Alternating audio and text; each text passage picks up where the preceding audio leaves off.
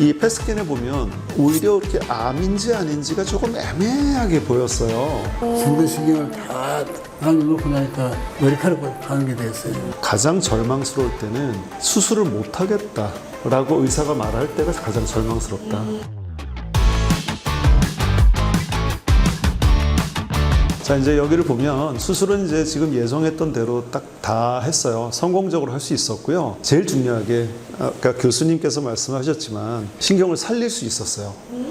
근데 이제 저거를 이제 쉐이빙 오프, 그러니까 면도식 절제라고 그러죠. 우리는 칼로 점여낸다라고 표현하는데 정말 머리카락만큼만 남았어요. 겨우겨우 살렸어요. 죽을 똥살똥 수술했다 저 표현했는데, 근데 그걸 이제 점여낸 조직을 조직 검사를 했더니 거기에는 암이 침범되어 있더라.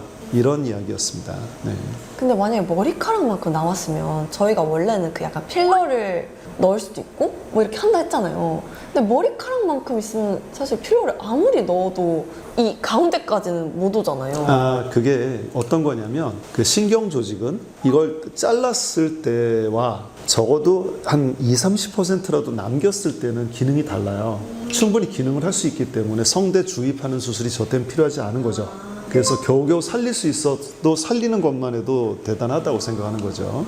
그래서 아무래도 이 면도 이제 쉐이빙 어플을 할 때 이제 현미경적 절제를 한다고 하셨는데 그때 쓰는 게 있다고 들었어요? 이제 룩베라는 건데요. 이게 이제 확대경을 쓰고 수술합니다. 이게 2.5배로 확대시킨 룩베. 박정수 선생님 룩베 이거 보이시죠? 네, 보입니다. 저 유명한 사진. 갑상선암 파이터. 네. 근데 지금 새로운 게 또 생겼어요. 저 때보다. 여기 보시면 이게 장호진 선생님이 쓰는 룩베인데요. 이게 최근 룩베인데 진짜 멋있게 생겼어요. 근데 제 걸 보여드리면 저는 이거 97년도에 만든 겁니다. 요게 이제 2.5배짜리예요, 확대경이. 근데 이제 3.5배가 되면 이렇게 길게 튀어나와서 무거워요. 코가 짓눌려요, 막. 근데 이 정도만 해도 우린 충분하니까 이제 요런 걸 끼고 수술하게 됩니다. 아, 진짜 이것도 탐나네. 없어지면 이제 이쪽으로. 아, 근데 이거는 딴 사람 걸 못 껴요. 자기 수술 습관에 따라서 이걸 끼고 우리가 그 이 도수에도 맞춰야 되지만 자기가 수술하는 거리에 딱 맞추는 거예요. 여기에다만 딱 초점이 맞아요. 딴 데는 안 맞아요. 그러니까 남의 걸 못 낍니다, 이거는. 네. 다행이네요. 지켜졌습니다. 아니면 이제 생일에 이걸 하나 선물해 주시는 게 어떠세요? 좋은 생각입니다. 이게 그 저희가 예전에 그런 선물했어요. 그러니까 우리가 그 펠로를 들어오면 노트북을 선물해줘요. 그 레지던트가 들어오면 교과서를 선물해주고, 펠로를 들어오면 노트북을 하나 선물해주고요. 나중에 전문의를 따고 이제 펠로를 마칠 때 이런 걸 선물을 해줬어요.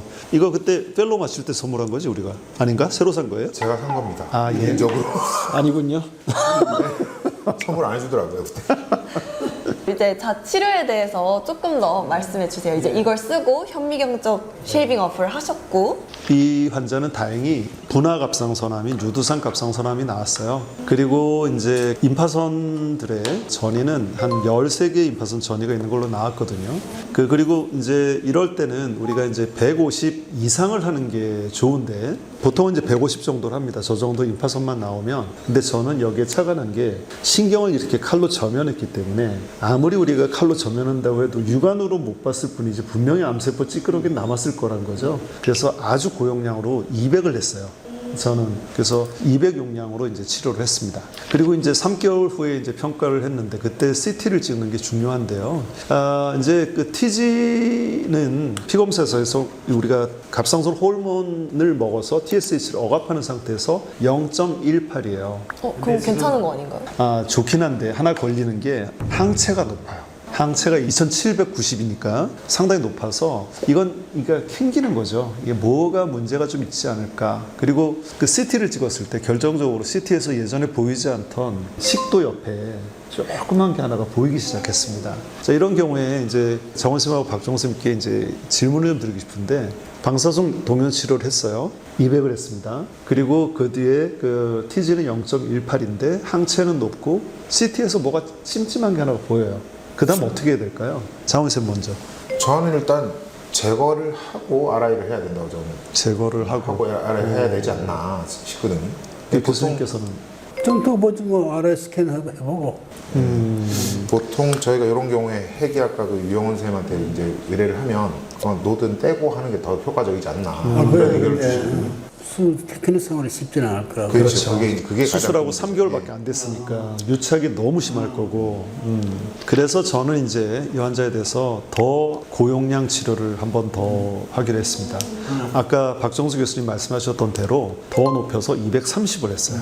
했는데 이제 피 검사를 또 했죠. 이제 하고 나서 종양 지표는 1.07로 조금 올라갔습니다. 그러니까 저거는 이제 여전히 그 항체가 높아서 그렇다고 생각을 하고요. 자, 그리고 이제 피 검사를 이제 좀 더 자세하게 보려면 3개월 후에 이것도 역시 보아야 되는 게 맞고요. 그다음에 식도 옆에 새로 생긴 병변을 좀 보기 위해서 초음파를 봤어요. 자, 다음 슬라이드를 한번 보시면 그 종양 지표는 0.26입니다. 그리고 초음파에서는 찜찜해 보이는 게 여전히 있는데 0.7 곱하기 1.1cm라고 했어요. 저 위치에. 자, 이제 어떻게 해야 될까요? 장원 선생님 여전히 띕니까? 저는 이거 0.7을 사실 기준으로 로드 뭐 웨든시를 하든지 한 0.7 곱하기 1.1이라면 이거는 제거를 해야 된다고 생각합니다. 교수님은 여전히 두고 보시나요? 저걸 믿을 수 없는 게 안티바디가 아직도 많이 높아. 그렇죠. 그렇죠. 저게 만약에 정상화되어 있는데도 저렇게 높으면 조금 심각하지만 지금 저렇게 되어 있는데 지금 저걸 믿고 다시 수술한다. 너무 위험하다. 좀 들어봐도 된다. 자, 그럼 이제 다음으로 제가 한번 넘어가서 어떻게 할까요? 자기가 환자라면 이렇게 됐어요. 의사가 고민하고 있는데 그 내용을 말해줘요. A라는 의사는 수술해야 되겠다는 의견을 이야기했고 B라는 의사는 좀 더 두고 봐도 되겠다라고 이야기했다면 어떻게 될까요? 자기는 어떻게 판단해야 될까요? 근데 언젠가 떼야 될 거라고 생각은 하는데 저도 아직 너무 얼마 안 돼서 수술하기가 좀 무서울 것 같긴 하거든요. 사실 저도 이제 고민을 되게 많이 했어요. 근데 제가 결론적으로 미리 말씀을 드리면 수술을 당장 하지 않고 조금 더 지켜보는 선택을 했어요. 의외네요. 보통 그냥 확 떼버리실 것 같았는데. 그게 원래 제 성향하고 좀 다른데 이런 결정을 내린 이유는 몇 가지가 있는데요. 그 중에 이제 종양 지표가 0점대라는 데에 좀 착안을 했고요. 그리고 초음파를 봤을 때는 그 예전에 있던 사이즈가 조금 줄었다 그랬어요.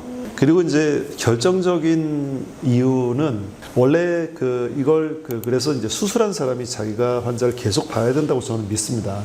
다른 병원에서는 수술한 의사 따로 있고 그 외래를 보는 의사가 따로 있어요. 아직 안 좋은 안 좋은 그렇게 됐지? 왜냐하면 그 내과로 넘어가 버리거든.